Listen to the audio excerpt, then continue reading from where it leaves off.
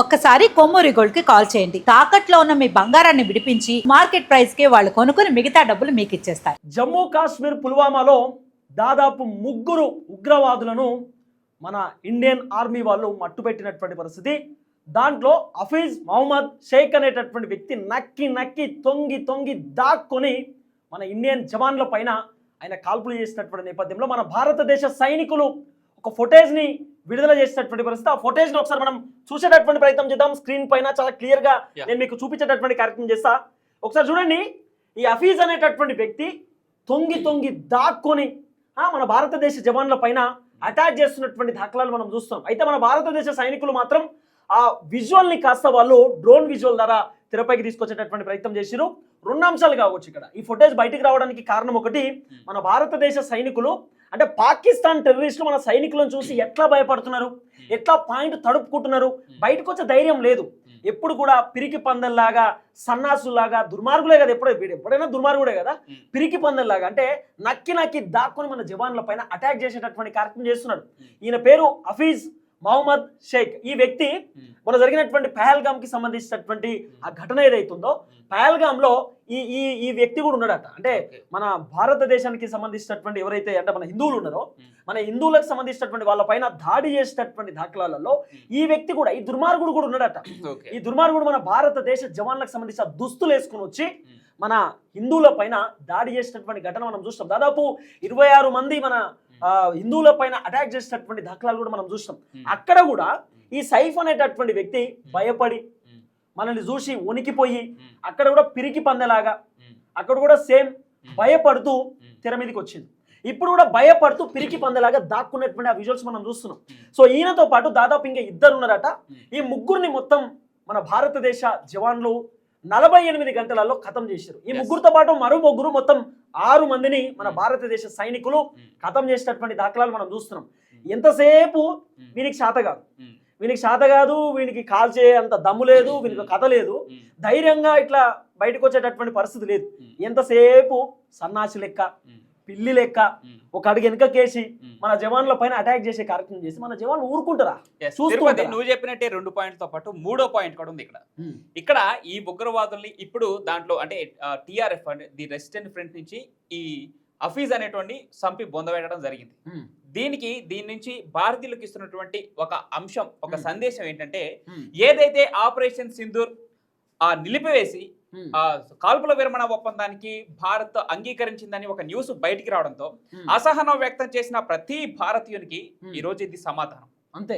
ఎందుకంటే ఆపరేషన్ సింధూర్ ఎందుకు ఆపివేశారు, ఆపరేషన్ సింధూర్ ఆగిపోకూడదని ఎంతో కోట్ల మంది భారతదేశంలో ఉన్న ప్రతి భారతీయుడు కోరుకున్నాడు.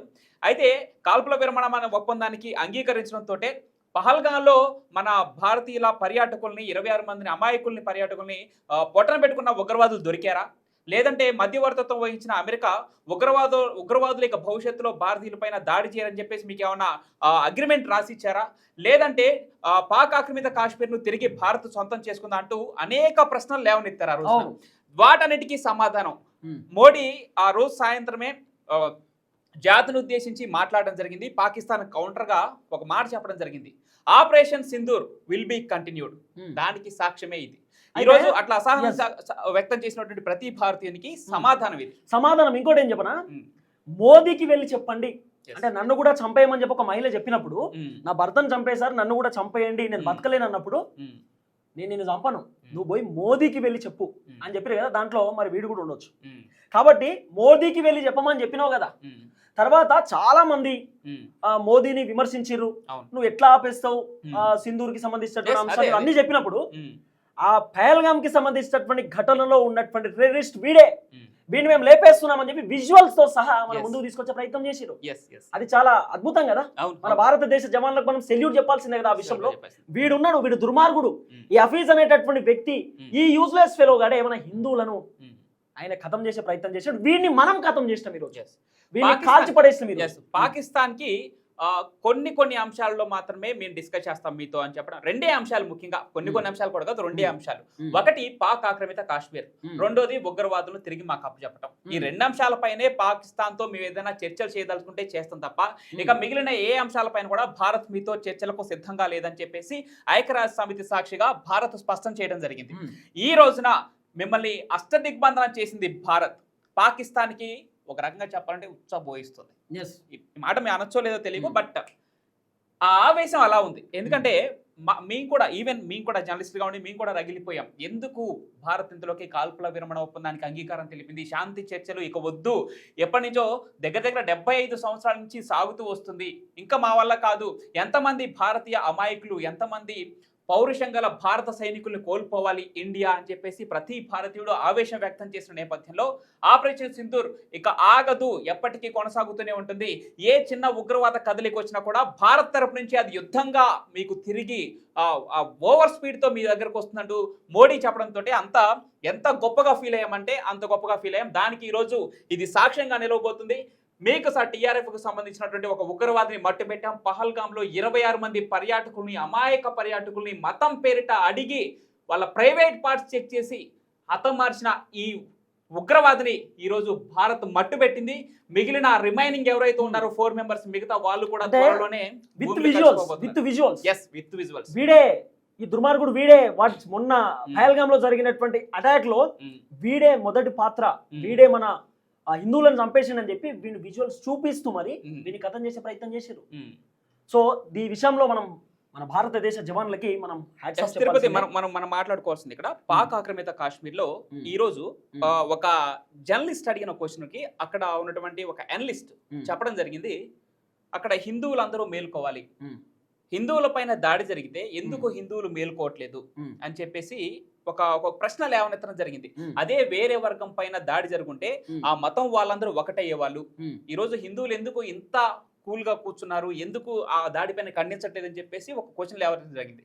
దీనికి భారతీయుల సమాధానం ఏంటి తెలుసా? ఇక్కడ హిందువులు, ముస్లింలు, ఇతర జైనులు ఈ మతాలన్నీ కాదు, మేము మొదటగా భారతీయులం. భారత్ కు మా పైన దాడి జరిగితే, మా అమాయక ప్రజలను బలి తీసుకుంటే ఎలా రియాక్ట్ అవ్వాలో, ఎలా సమాధానం చెప్పాలో భారత్ కు తెలుసు. దానికి సాక్ష్యమే ఇది ఇప్పుడు అని చెప్పేసి క్లియర్ గా ఈ వీడియో విజువల్ రిలీజ్ చేయడం ద్వారా చెప్పడం జరిగింది. ఇక్కడ దాంతో పాటు ఇంకొక అంశం చెప్పాలి. భారత ఆర్మీ ఇప్పుడు మనం మగధీరా సినిమాలో చూసాం కదా, ఒక్కొక్కని కాదు 100 మందిని ఒకేసారి పంపించారు. అంటే ఆ వంశానికి చెందినడు 100 మందిని మట్టుపెట్టి కానీ చనిపోడు యుద్ధంలో అని చెప్పేసి చెప్తా ఉంటారు కదా డైలాగు. అది భారత ఆర్మీకి అచ్చుగుద్దినట్టు సరిపోతుంది. 25 ఏళ్ల యువకుడు, సత్యసాయి జిల్లా గోరంట్ల మండలానికి సంబంధించినటువంటి యువకుడు మురళీ నాయక్, వీర జవాన్, వీరమరణం పొందాడు. ఏపీ ప్రభుత్వం ఆదుకుంది. ఓకే, దేశం కోసం వీర త్యాగం చేసిన ఆ మురళీ నాయక్ 14 మందిని ఒంటి చేత్తో మట్టు పెట్టి కానీ తను తుది శ్వాస వెళ్ళలేదు దేశం కోసం.